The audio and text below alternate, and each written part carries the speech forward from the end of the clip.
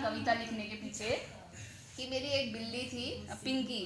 तो पिंकी के 3 बच्चे हुए थे।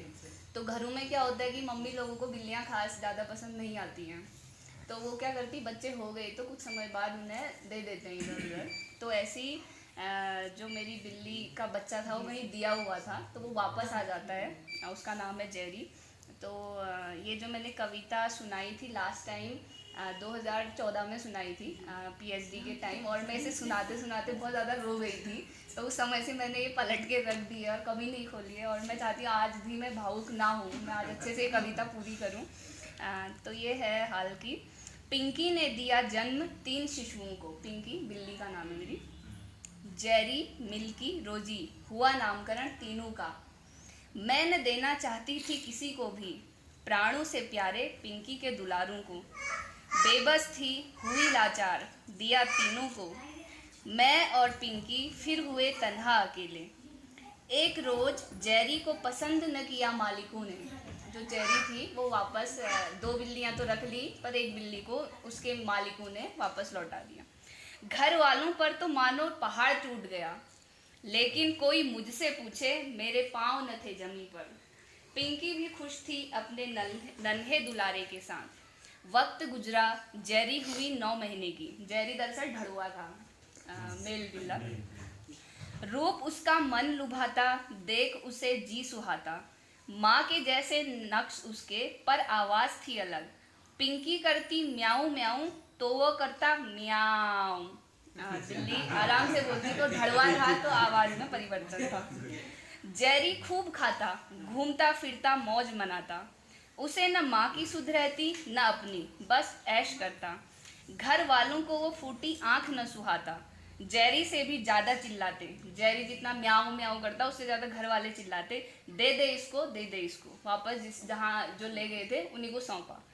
हफ्ते में 10 बार से भी ज़्यादा बोलते घर वाले, पिंकी तो है ही, जेरी को कर दे विदा। सुबह शाम एक ही रटन, क्या चाहिए ये मनहूस। जी उस समय जी करता मार दूँ सबको बंदूक। थोड़ा सा भावुक हो जाती थी मैं। पिंकी के भी बदले तेवर, घर बार छोड़ दिया। दरअसल बिल्लियों को जब उसके बच्चे बड़े हो जाते हैं उनको ज़्यादा प्यार मिलने लगता है। जो पुरानी बिल्लियाँ थी वो कटने लगती हैं फिर, ये मैंने अनुभव किया है। तो पिंकी के भी बदले तेवर, घर बार छोड़ दिया। 10-15 दिन में आती, मुंह दिखा जाती। अपने आँखों के तारे राज दुलारे से भी गुर्रा जाती। दिन घटते रहे, रातें बढ़ती रही। दिसंबर आया। जेरी को ठंडा जरा न भाया। ठंड से था उसको बैर। दिन भर धूप सेकती, रात को बिस्तर पर लेटती। मोती कुत्ता उसे तनिक भी अच्छा न मानता। जब भी देखो जेरी के पीछे दौड़ता रहता। बात है 14 दिसंबर की। रात को मैं लगी सोने, जेरी को भी लिया साथ अपने। वो फिरती ओने कोने, समझ में मेरी कुछ न आया। मैंने सोचा रख दूं बाहर, ठंडा लगे सताने तो आ जाएगी अपने आप अंदर। पर मेरी जेरी न आई, जाने रात कहाँ बिताई। 15 दिसंबर को उठी मैं, नल पर ब्रश करने गई। सोचा थोड़ा फ्रेश हो लूँ, घर के कामकाज कर लूँ। जैसे ही नल पर गई, सीधे नज़र टंकी में गई। नल के पास, हमारा धारे के पास टंकी थी। हाथ से बाल्टी ब्रश छूटे, मैं चेत खोई सी। टंकी में बिल्ली गिरी थी, वो अब बिल्ली न लाश थी। मैंने निकाला झट से ऊपर, प्रार्थना की जिंदा हो। ऊपर निकाल कर देखा तो वो थी मेरी जेरी।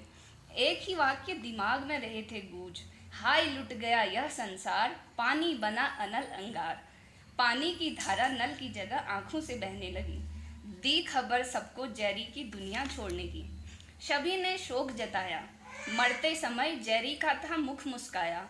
वो इसीलिए कि उसने इस जग से मुक्ति पाई। घर वालों के लिए था 2 पल का शोक, दुनिया मेरी लुटी। वही तो थी पास मेरे, जब होता न कोई साथ मेरे। रह रह कर एक ही बात दिल में आती, काश उसे बचा पाती। उसकी चीख सुन पाती तो मैं उसे बचा पाती। भावों को व्यक्त करती हूँ तो छुपा के, रोती हूँ तो बचा के। ये आवाज़ न जाने कानों में कब तक गूंजेगी कि काश मैं उसे बचा पाती तो आज वो मेरे साथ होती। उसकी चीख सुन पाती तो मैं उसे बचा पाती। धन्यवाद।